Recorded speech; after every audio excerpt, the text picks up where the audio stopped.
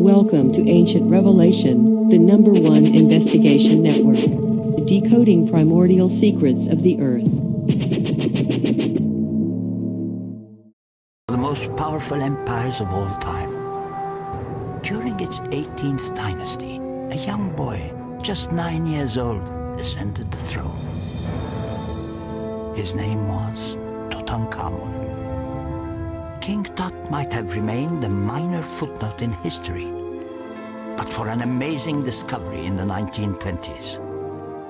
British archaeologist Howard Carter made a remarkable find, a stunning tomb of golden artifacts. The trappings of a pharaoh whose people saw him as a living god.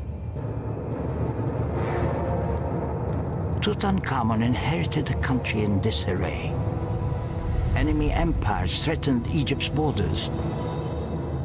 Tut's predecessor, the Pharaoh Akhenaten, who may have been his father, created turmoil by replacing Egypt's many gods with only one, the Aten, or sun disk. Tutankhamun's plans to restore the traditional beliefs were cut short when he died unexpectedly at 19 years old. How he died is still a mystery. Now enter the world of Tutankhamun. See the objects that reveal the story of his royal ancestors, the glory of his golden age, his quest for eternal life. Come face to face with the boy king, the ruler, the commander, the god, the story of Tutankhamun.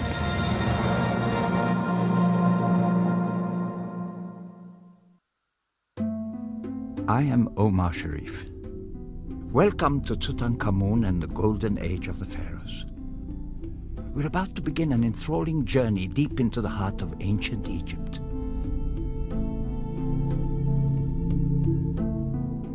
A journey that culminates with a glittering array of riches from the tomb of Tutankhamun. King Tutankhamun ruled Egypt for just 10 years, until his mysterious death at age 19. His life was but a very short chapter in the story of ancient Egypt. Yet today his name is legendary. Why? Because his tomb, alone among the royal burial places, lay undiscovered for over 3,000 years. In 1922, when it was reopened, many of its amazing treasures were found intact. It is very rare for any of the treasures of Tutankhamun's tomb to leave Cairo, where they are kept. This exhibition includes more than 50 treasures from Tutankhamun's tomb, alongside objects from some of the other tombs in Egypt's famed Valley of the Kings. Dr. Zahi Hawass is General Secretary of the Egyptian Supreme Council of Antiquities and a world-renowned archaeologist. I will tell you, an exhibit like this, the 130 artifacts, 31 artifacts, are really telling us the story of Tutankhamun and his family for the first time. You know, the family connection here, you will find for the first time people to understand not only about King Tut, but about the people around him. His grandfather, Amenhotep III. His grandmother, the most beautiful, important, powerful lady, Queen T. You have Amenhotep II. You'll understand about his tomb, how they found the cachet of mummies, 13 mummies inside this tomb. And you'll find this beautiful artifact that was discovered also from the tomb. You have Akhenaten, his father. You have the objects of daily life. Really, I believe this will be a very important educational exhibit to the public for the first time to understand about the Golden King and the people around him. In the 70s, the King Tut exhibition featured objects only from King Tut's tomb. In this exhibition, we have objects from his predecessors and ancestors. Treasures from Tutankhamun's tomb were last displayed in the United States in the 1970s. Today we have a rare opportunity to meet the boy king of ancient Egypt again, face to face.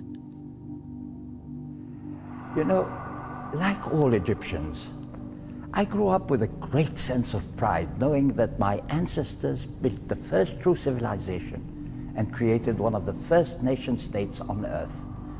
And of course, I knew all about the kings of Egypt, who were called pharaohs, from an ancient Egyptian word that meant great house, referring to the palace.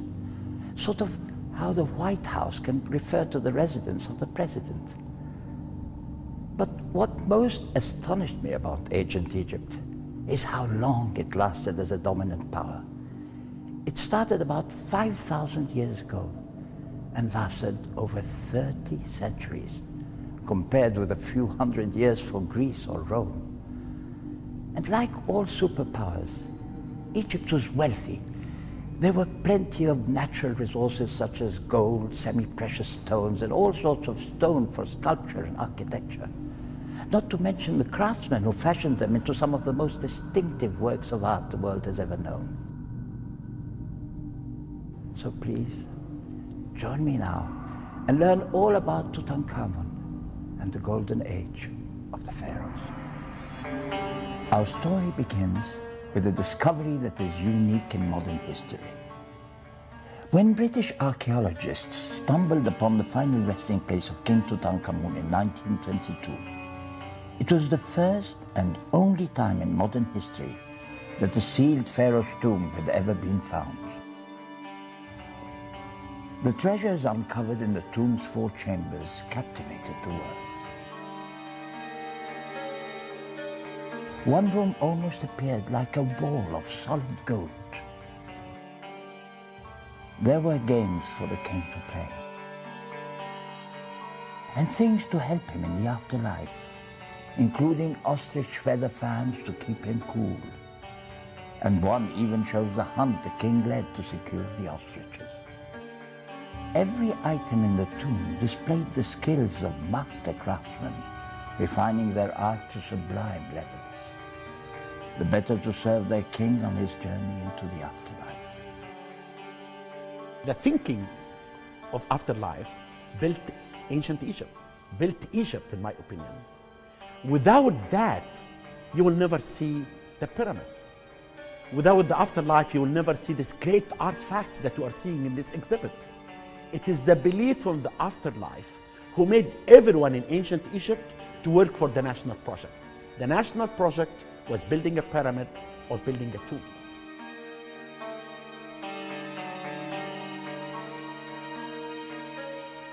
This exhibition includes more than 100 priceless objects.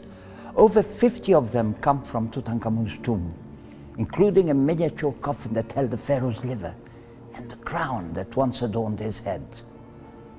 Yet even at the time of this discovery, the life and death of the pharaoh whose mummy lay encased in 4 outer shrines and 3 interlocking coffins remained shrouded in mystery. And so the question arose, who exactly was King Tutankhamun? Why was his name virtually unknown for over 3,000 years? One of the things I think is so frustrating and yet intriguing at the same time is that we know so much about the materials in Tutankhamun's tomb, but we know so little about the person.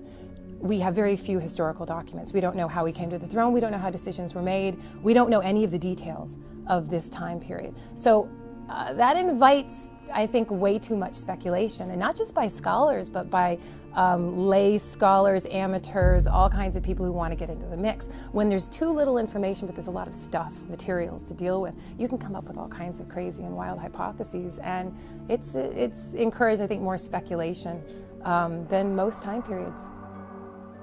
King Tutankhamun ruled Egypt for just 10 years, until his mysterious death at age 19. Yet today his name is legendary. Why? Because his tomb, alone among the royal burial places, lay undiscovered for over 3,000 years. In 1922, when it was reopened, many of its amazing treasures were found intact. November 4, 1922 was very important day in the field of archaeology. It is the first time, actually, that a major tomb to be discovered completely intact like this.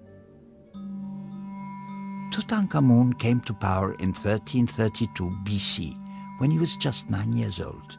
He mysteriously died before he reached the age of 20. It's hard to know exactly what caused Tutankhamun's death, but recent CAT scans that were done by the National Geographic Society have proven beyond a shadow of a doubt that the damage to the back of his skull was not because of an attempted murder, and it seems to have been a post-mortem event. So did he die from another cause? It's hard to say. There is a possibility that there was a wound on his leg which did not heal correctly, and he may have died of blood poisoning. I think the romantic version is that he fell off his chariot while hunting, or maybe, on a campaign of some kind. But I mean, given that, we have to keep in mind that his skeletal information is really all we have to go by. His soft tissue has been so fragmented and so decomposed by the amount of resins poured on him during the mummification that we really only have skeletal material to work with. So the cause of death is by no means clear. And for right now, maybe a break in the left thigh that caused massive infection and sepsemia, maybe not. Meet one of King Tutankhamun's ancestors, the Pharaoh Thutmose IV, who may have been the boy king's great-grandfather. Seated on a double throne, Thutmose places his arm affectionately around his mother Tia, and she does likewise. He holds an Ankh, the Egyptian sign meaning life. The hieroglyphic inscription by his leg proclaims him as Lord of Egypt and as a god. The royal Uraeus serpent coiling across his wig protects him from enemies. Tia's longer wig is shown covered by a feathered vulture headdress worn by queens and goddesses. Although Thutmose had several wives, his mother held a high rank amongst the royal women during his reign. Some scholars think this may be an image of Meritaten, King Akhenaton's eldest daughter. Her younger sister, Ankhenamun, was married to Tutankhamun. The princess's expression is full of serenity, yet the subtle coloring of the eyes and the mouth with its shadowy dimples at each corner gives us a strong sense of life behind the stillness. Other images of the princess and her sisters show them with unnaturally elongated skulls, as you see here. This form was sometimes used in Egyptian art to indicate a child's age and status. This head likely portrays Queen Nefertiti, whose beauty is legendary. Nefertiti's face is a masterpiece of stone carving. Notice how the sculptor shaped the hard brown quartzite to give it the smooth surface and gentle curves and planes of a real human face. Look especially at the mouth. Between soft dimples at either side, its full lips are carved in bold relief, creating shadows that make them seem incredibly realistic. Nefertiti was chief among the wives of King Akhenaton, the man who was probably Tutankhamun's father. However, Tutankhamun's mother was probably one of Amenhotep's secondary wives. Nevertheless, the young Tutankhamun was raised and educated at Nefertiti's sophisticated court. It's difficult to be absolutely precise about Tutankhamun's parentage because we don't have all the information that we would like to have. It is very likely that Akhenaten was his probable father. Now, his mother was probably a minor wife of Akhenaten, whose name was Kia, and then his grandparents would have been Amenhotep III and Queen Ti. Akhenaten was the father of King Tut. And this is why I believe that maybe he was born first in Thebes, and after that he moved to Amarna with his father. And his mother died, Kia, when she was delivering him. And he lived in Amarna. I think Nefertiti was the one really who raised him. And he stayed in the palace, running and playing with the 6 beautiful daughters of Queen Nefertiti. And he married one of them, Ankh, Ba'atun, and he changed her name into Ankh, S-N-Amun.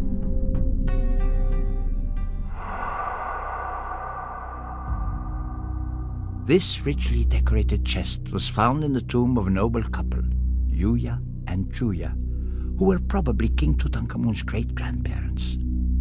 The chest's decorations bestowed good fortune on the couple in the afterworld. Around its base are golden ankhs, flanked by signs of prosperity.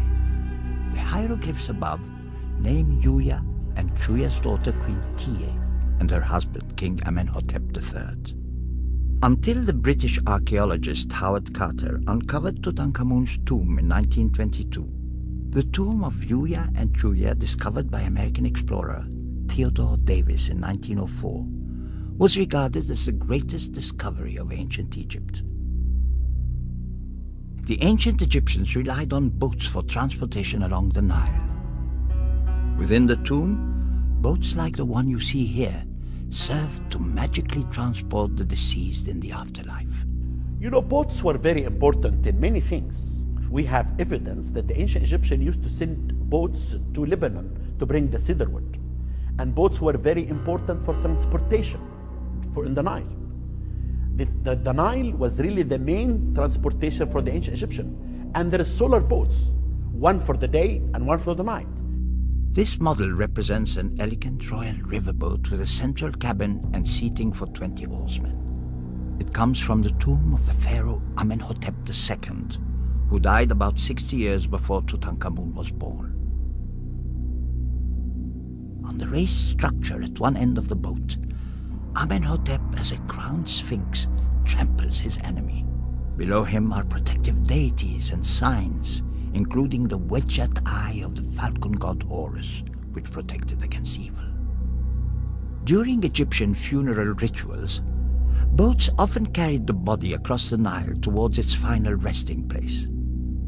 The ancient Egyptians believed that after death the pharaoh joined the sun god in his dayboat as he sailed across the sky.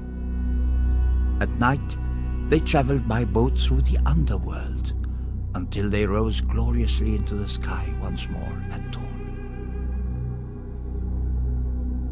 This is a shabti, or funerary figurine. A shabti represented the deceased person in the beyond, and could be called upon to act in his or her place when the gods required workers to assist them.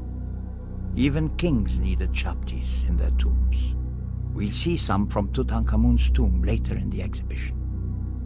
Inscriptions on this shabti identify it as belonging to Tammuz, a mayor and high priest who died about 40 years before Tutankhamun became king. The shabti's blue skin and face indicate that it is divine. Beneath the crossed hands, a vulture representing the sky goddess Nut spreads her wings to protect Tammuz's body. The hieroglyphs on the lower body contain the shabti spell from the Egyptian Book of the Dead, a sort of guidebook to the afterlife.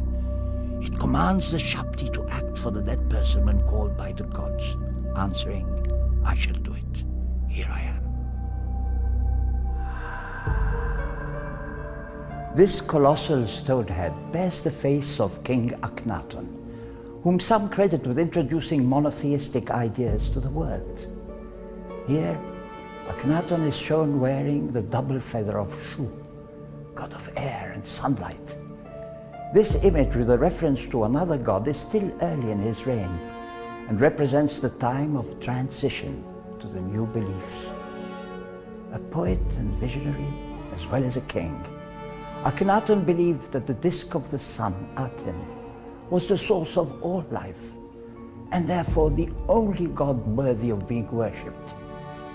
His abnormally elongated face was probably a deliberate attempt on the pharaoh's part to depict himself as different from all previous kings. In this family portrait, Akhenaten depicts himself wearing the tall crown of Upper Egypt. Its elliptical shape dominates the image, but it is balanced by the curving lines of the king's body. And those lines are echoed in the forms of his wife Nefertiti and their daughter Meritaten. In return for their worship, The sun sends down rays tipped with hands, which offer only the royal ankhs, meaning eternal life. But not everyone was as pleased with Akhenaten as the sun. Akhenaten's religion is very, very unsatisfactory for the ancient Egyptian populace because he does not address the question of death and the afterlife. He ignores it utterly. And so when you die, you sleep and you cease to exist. This is not what the ancient Egyptians want to hear. They've been dealing with a religion that is all about encapsulating their soul in materiality, that's about their existence in the future. And if you just ignore one of the chief problems of humanity, which is death, that we're all going to die, your religion will not last. As Akhenaten continued his reign, he became more involved with his religious ideas, and he began making more drastic changes. He changed his original name from Amenhotep IV to Akhenaten to focus on his new god. And then he relocated the center of his administration to a place not sacred to any other god. And he called it Akhet Aten, the horizon of the sun. Soon he had the names of other gods removed from monuments around the country. Many people, including officials of the court, made the move northward with him. But it is clear the new beliefs were too unconventional for his subjects, who after 17 years rejected him and his religion and returned to Thebes. The biggest mistake, in my opinion, that Akhenaten did, that he made the Egyptian to worship the new god through him, is only Aten, the power behind the sun, is giving the hand to him, and he's giving it to the people. Then when he died, the Egyptian could not find the connection between them and the god. Most of the ancient tombs in Egypt's famous Valley of the Kings were emptied by grave robbers. In ancient times, those who came to rob the tomb of King Tutankhamun were deterred by guards assigned to protect the royal tombs. And later, during the building of the tomb of Ramses VI, rubble completely sealed off the tomb of Tutankhamun. As a result, when archaeologists stumbled on the tomb in 1922, it had been left undisturbed for nearly 3,000 years. And Tutankhamun, who was relatively short-lived and insignificant in the long history of Egyptian pharaohs, suddenly achieved an extraordinary degree of fame. In my opinion, the King Tut was so lucky. The thieves entered twice in the tomb. But when they were building the tomb of Ramses VI, all the stones came from up down, completely sealed the tomb away from everyone. Look closely at the larger of the two masks in this case. At first, we might imagine this gold-leafed mask was simply a decorative item. But in fact, it is a miniature funerary mask made to cover the head of a 5-month-old fetus. The golden mask lay in one of 2 fetus coffins found in Tutankhamun's tomb. Both fetuses were female and were probably the offspring of Tutankhamun and his wife, Ankhenamun. One of the most intimate and poignant pieces in the exhibition is the fetus mask that we think belonged to one of the children of Tutankhamun. Again, no genetic testing is really possible at this time period, so the parental link is insecure, but there were 2 fetuses buried in Tutankhamun's tomb, both of them buried in little miniature coffins, one stillborn at 5 months, one stillborn at 8 months. One of the fetuses, the one stillborn at 8 months, didn't have their mask on it when they found it in the tomb. And Howard Carter had already found that fetus mask some years before in a separate embalming cache. In fact, when he found that piece in the embalming cache, it was one of the clues that Tutankhamun's tomb may be intact and it may be close by. Tutankhamun married Ankhenamun around the time he became king, when he was just 9 years old. Ankhenamun was a little older. Like all Egyptian royal marriages, it was no doubt carefully arranged for political and dynastic reasons. Nevertheless, images of the royal couple seem to show a close and loving bond. This mummy mask is one of the most elegant ever found. Being close to the royal family, Julia and her husband Julia were buried in the Valley of the Kings. This splendid type of golden mask, which would have been placed directly over the mummy's face in the coffin, was reserved for the royal family and the elite of ancient Egypt. The ancient Egyptians believed that the skin of the gods and their bones were fashioned of gold, and so when they made funerary masks and coffins, they made them in gold. They covered them in gilding and also in sheet gold, and therefore they felt that in the afterlife, their bodies and their bones would also be made of gold, just like the gods they worshipped. Nearby you can see Julia's dazzling golden coffin. The mummy of Julia was contained within two coffins, one inside the other. This dazzling golden coffin was the larger one. The embalmers packed the body inside and out with natron, a mixture of salt and baking soda that occurs naturally in Egypt. The embalmers wrapped the body in linen bandages, placing amulets among them to protect the deceased in the afterlife. Meanwhile, a priest chanted spells for the dead. And finally, the newly mummified body was placed into its coffin. Mummification was a process that evolved over many generations. First, you had to dry out the body, but even before that, there was an incision made in the left flank, and then the internal organs were removed. 4 of them, the lungs, the liver, the stomach, and the intestine, were considered extremely important. They were mummified separately and then put in their own containers. The heart was also considered important, and that was mummified and usually put back into the body. The brain, however, was not considered particularly important. It was removed through a brain hook that was put into the nostril, and it was just thrown away. After this, the body was then dried out with different salts and resins, and eventually it was wrapped with yards and yards of linen, and then the body was put into a coffin, and the coffin was put into a sarcophagus, and the sarcophagus was put into a tomb. Among the tomb treasures of Julia and Julia was this superb chair. It belonged to their grandchild, Princess Tutankhamun. Amazingly, the chair's woven string seat is original, and we can easily imagine the princess seated here over 3,000 years ago. What did she look like? We have only to look at the seat back to find out. There she is, in both left and right profile, with lotus flower ornaments on her headdress. She's sitting in a chair very like this one. Tutankhamun holds ceremonial items from the cult of Hathor, goddess of music and dance, and receives a jeweled collar on a platter from an attendant. At the top of the chair back, you see the winged sun disk that protected the royal family.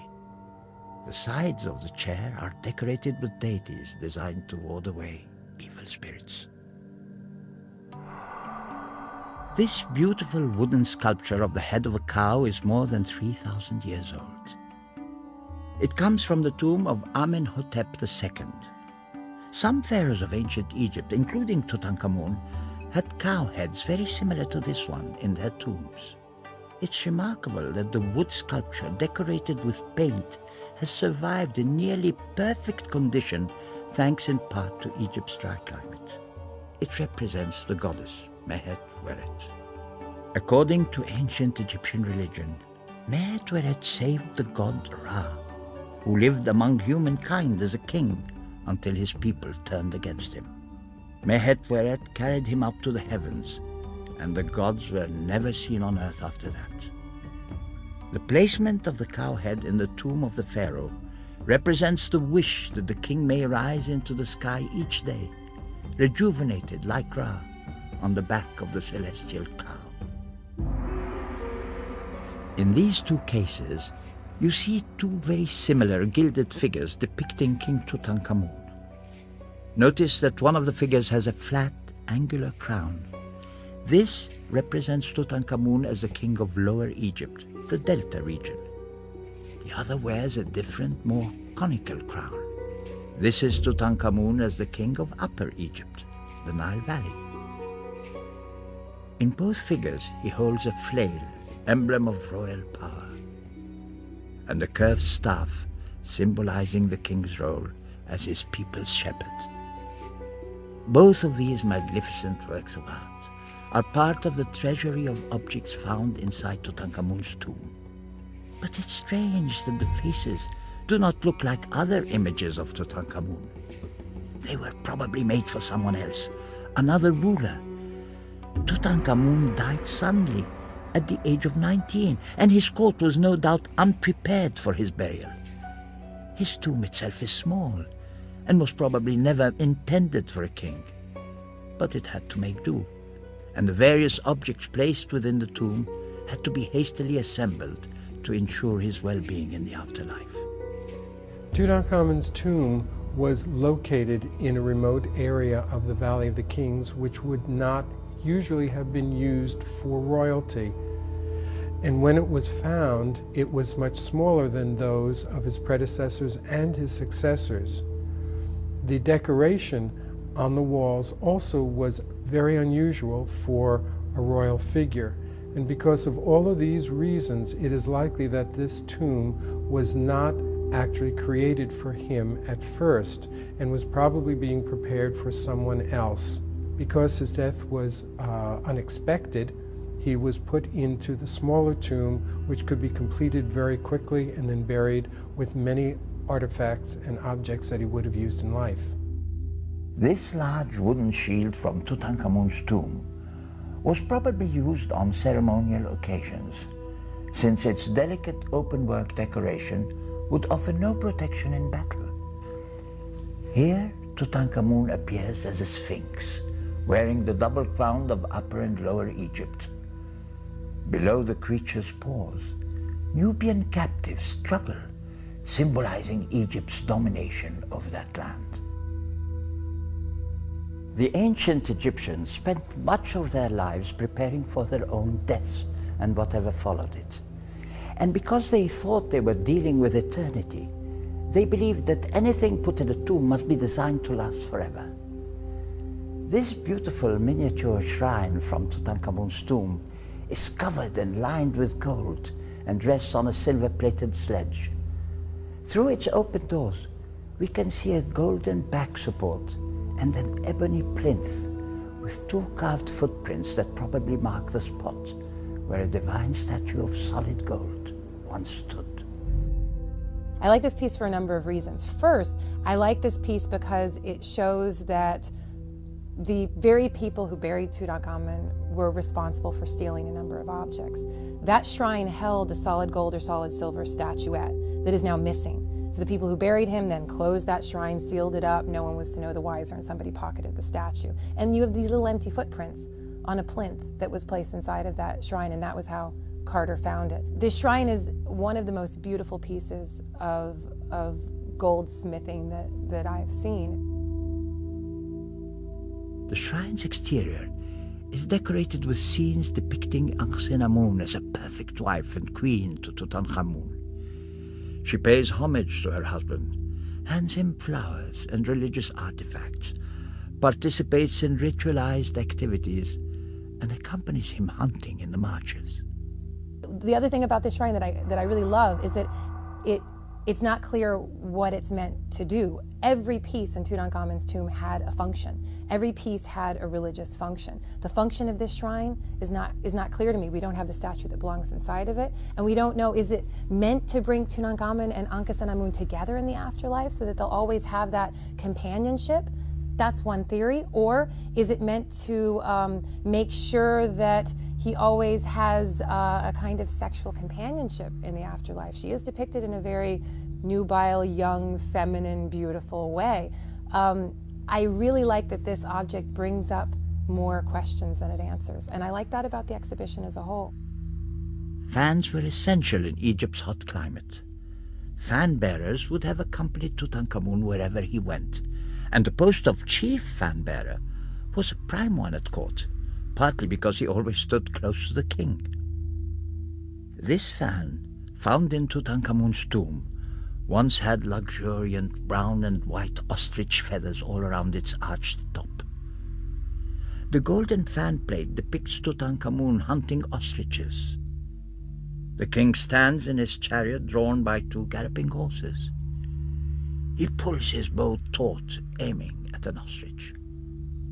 For me, when I really look at the fan, and you look at how the artist in the gold draw this scene of King Tut hunting the wild animals, and that is, in my opinion, is a masterpiece.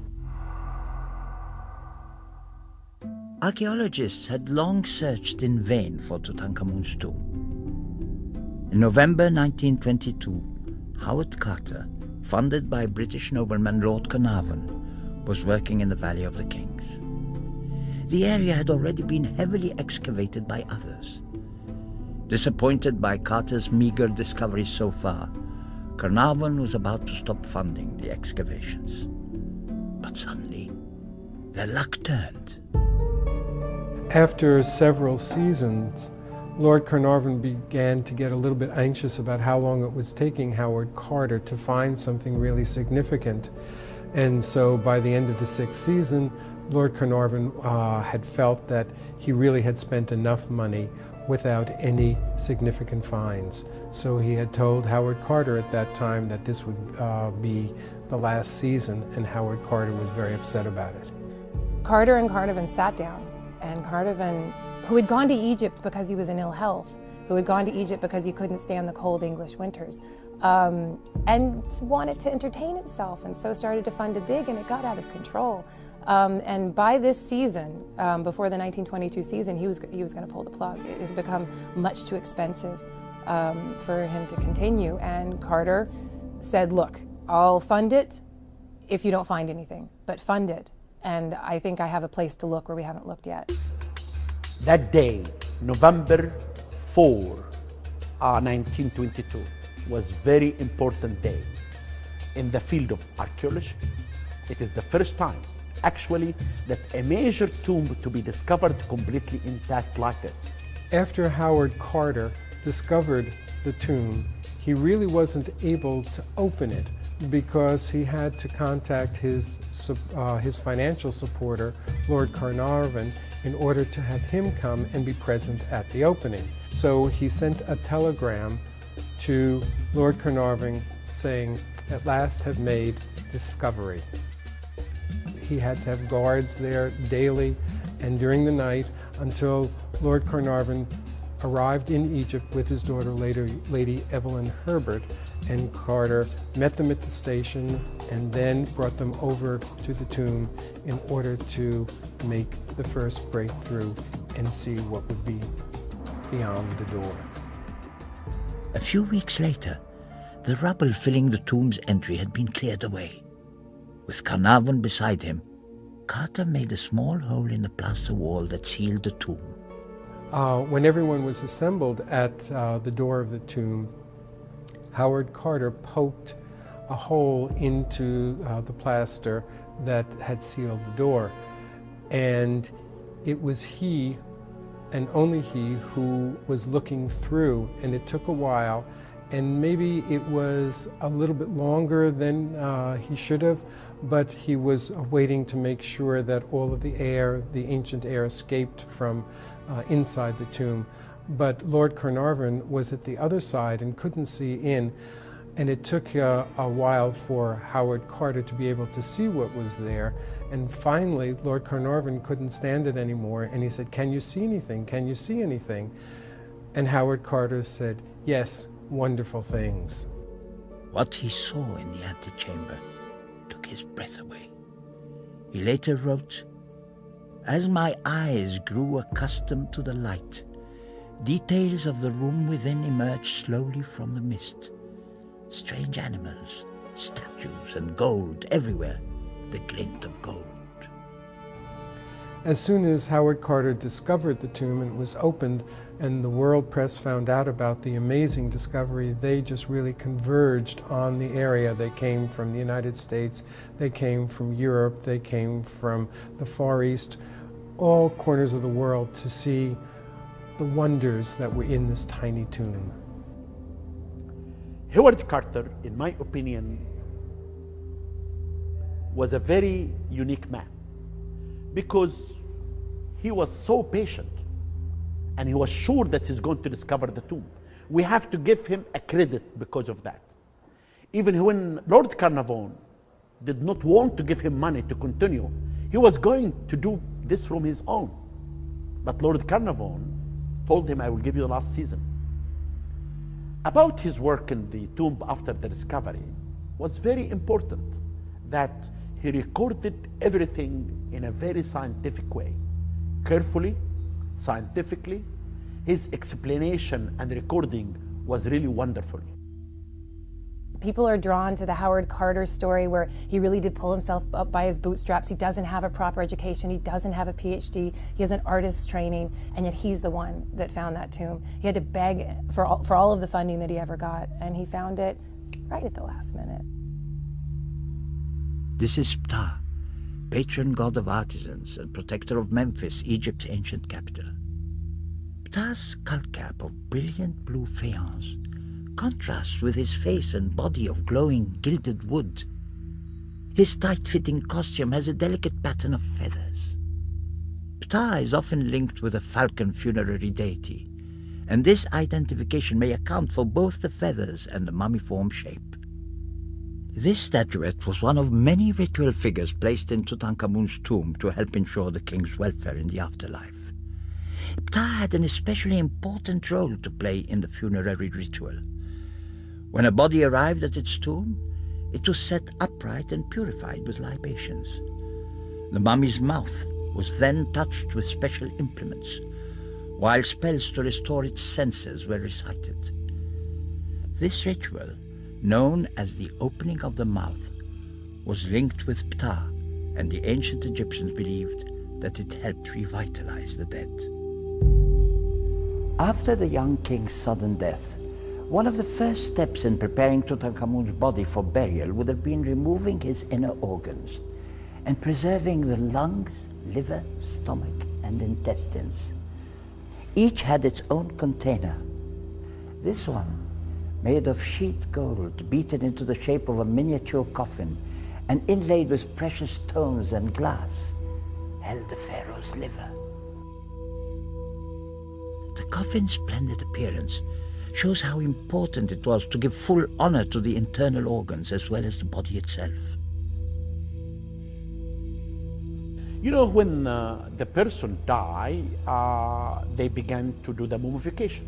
The mummification takes first 40 days. And the 40 days when actually they take the organic, they open an area here, and they take from that the organics, and they put it in the 4 canopic jars. And after that, in the 18th dynasty, in the time of King Tut, they had a hole in the back, on the back of the head. That hole made many people to believe that this is indication of a murder, but that's not true. That is an evidence of mummification.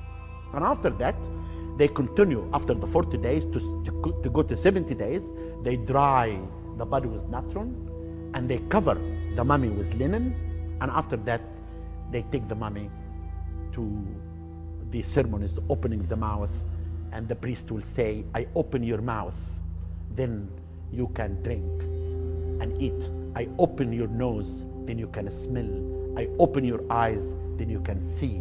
And he will go with these artifacts to live forever in the afterlife.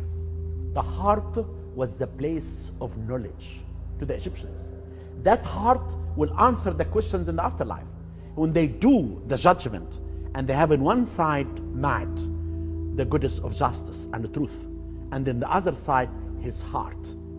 If it doesn't balance, he will be eaten by a huge animal around him. If it balances, he will go and meet Osiris to accept him in the afterlife.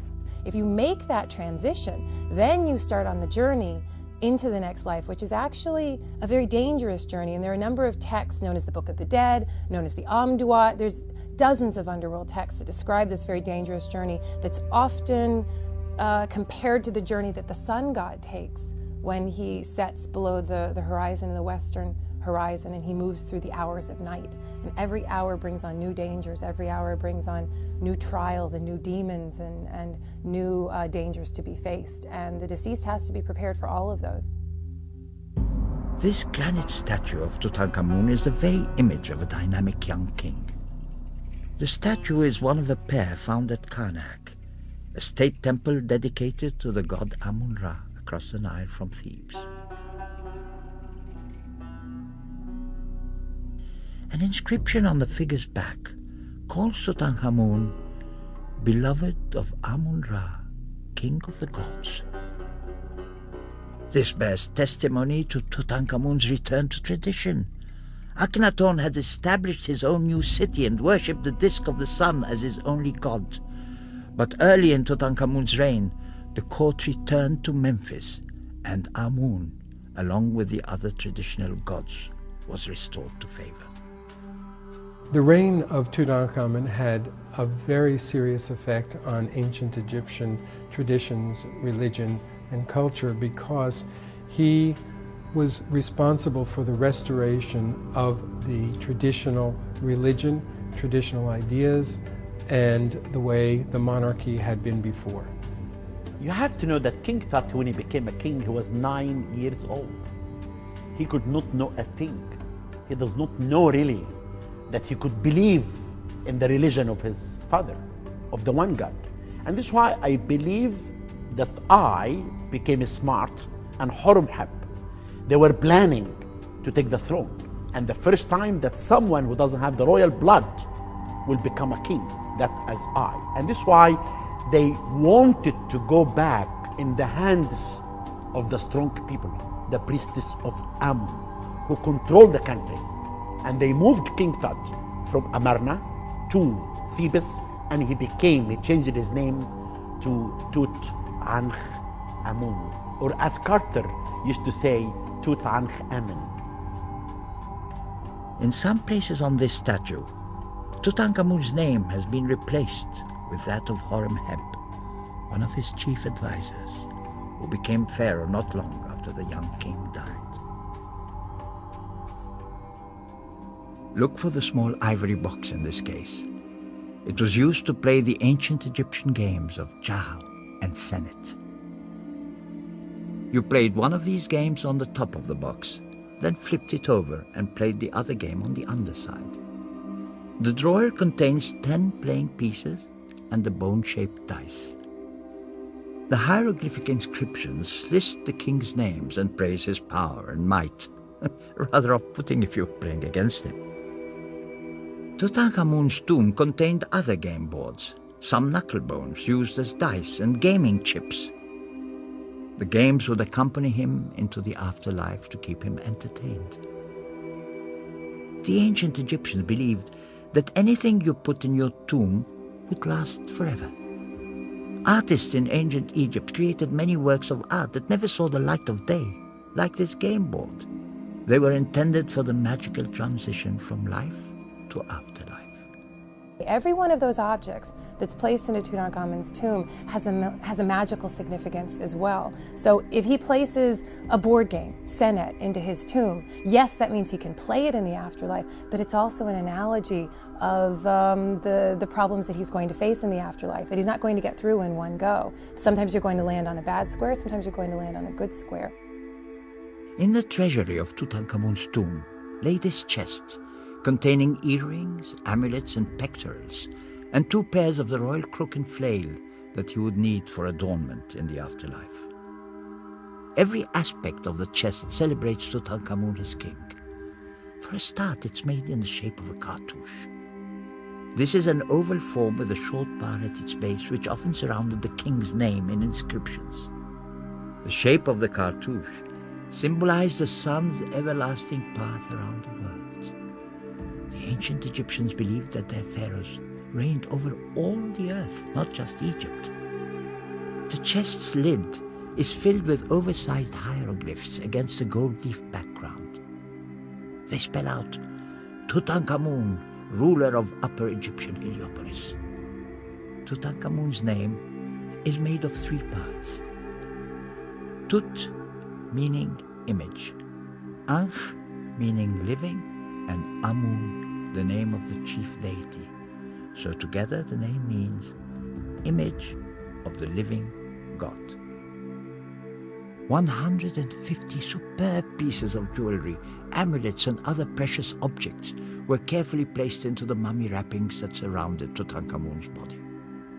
The golden dagger you see here was among them, found stuck into a golden girdle around his hips. The dagger, with bands of inlaid colored glass and granulated gold, is a masterpiece of the Egyptian goldsmith's art. Its ornate case is covered with an inlaid feather pattern and the head of a desert fox at the tip. Tutankhamun's mummified body rested within no less than 7 opulent cases, one placed inside another. The outermost layer, a gilded and inlaid wooden shrine, measured over 16 feet long and 9 feet high. Inside it were 3 more shrines, then a sarcophagus carved of golden-colored quartzite. Next came 3 mummy-shaped coffins, and then, finally, the mummy itself, its face covered by a mask of solid gold. At the front of the diadem, the solid gold vulture's head represents Nekhbet, and the lapis lazuli cobra symbolizes Wachit, the goddesses of the crowns of Upper and Lower Egypt. It's very likely that Tutankhamun actually wore the diadem in life as well as death, probably at important religious ceremonies. In order to fit Tutankhamun's funeral mask over the diadem on his mummy, these 2 elements were detached and placed on his thighs. In this way, the diadem's powerful protectors would retain contact with the king. The excavators of Tutankhamun's tomb claimed that the young king had been murdered. But was it true? In January 2005, Dr. Zahi Hawass carried out a CT scan on Tutankhamun's mummy. I went in January 5, 2005 to the Valley of the Kings. I took the CT scan and I took the mummy out and I put it inside. The CT scan is very important because it gives the 3 dimension of the mummy. When we studied the images of the mummy, we found out that King Tut died on the age of 19. He was well fit. He had no childhood diseases. And after that, they found, the radiologist, that there is no evidence of a blow on the back of the head or indication of a foul play. The only thing they found actually is that fracture on the left leg, that they believe that this happened one day before his death, and this could cause infection and made him to die. The exact cause of death is impossible to determine, but the fracture suggests a new theory. The mystery of Tutankhamun lives on as an inherent part of his legacy. Inside Tutankhamun's alabaster canopic chest, 4 deep hollows held the miniature coffins containing the king's inner organs. This head is one of 4 that acted as lids or stoppers to seal the hollows. During Tutankhamun's funeral, the canopic chest was placed inside a 6-foot-high gilded shrine and brought to his tomb in the funeral procession. And finally, we come face to face with Tutankhamun himself. The king wears a flat-topped golden crown on his head decorated with a protective cobra. This life-sized wooden figure may have been used as a mannequin to help the king's tailors fit his clothes, though it's more likely it was used in rituals as a stand-in for the king. His eyes gaze toward you, but somehow always through you, signaling that he not only has majesty and presence, but that his focus is not on the present. I believe, in my opinion, now we know a lot about King Tut, especially after we did the CT scanning and the examination of the mummy of King Tut. We really know now a lot about this mysterious golden king.